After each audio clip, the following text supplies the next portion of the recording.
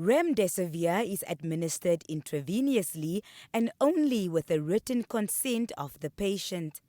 Physician specialist at the Ministry of Health, Dr. Kashitai, says he has seen significant improvement in coronavirus patients who are on Remdesivir. He makes reference to a 50-year-old patient with severe respiratory difficulties on mechanical support.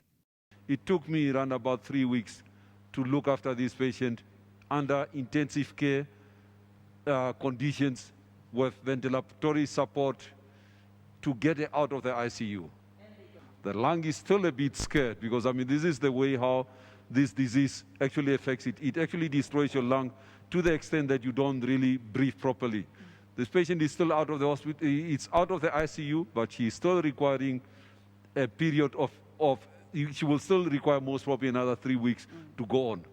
Another patient with comorbidities also had severe coronavirus symptoms. We gave that person actually Remdesivir, and within a matter of 2 to 3 days, the patient's symptoms actually disappeared. We had to do some other tests as well to try to make sure that there were no other conditions which were also excluded. This patient was actually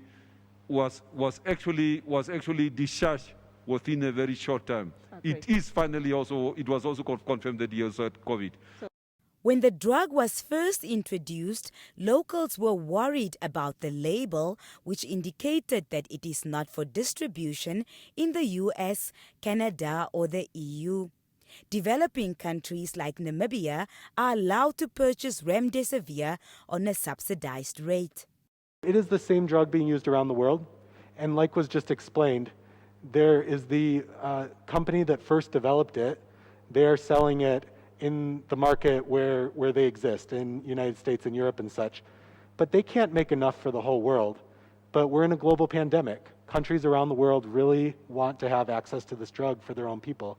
So they're allowing other companies to also manufacture it, not to just sell it right back to America again, but to keep it in countries like Namibia. That's why that label is on there. So the Namibians don't lose out by having this drug just sold back to a wealthier country. It stays here to help the Namibians that need it. Health experts assured that Remdesivir's presence in Namibia is not experimental. The idea is to shorten the treatment period of COVID-19 patients from spending 15 days in intensive care to 11 days. Namibia is one of the first African countries to procure the drug. In Africa, in our African setting, countries are just beginning to start the procurement processes now that the drug is available at a subsidized price. So I cannot tell you the list of those countries because we don't know yet those that have procured the drug. But yes, now that the drug is at a more affordable price, countries in Africa are beginning to procure the drug. It's not perfect. It's not 100% guaranteed to cure somebody of their COVID. We don't want anyone to think that it's a miracle drug. It's also definitely not a vaccine. It doesn't prevent you from getting the infection. But as was explained by Dr. Brewer, you have a better chance of recovering quicker and of having a better outcome with this medication.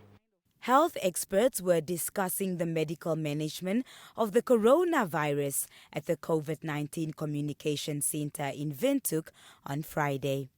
Frances Shahama, NBC News, Windhoek.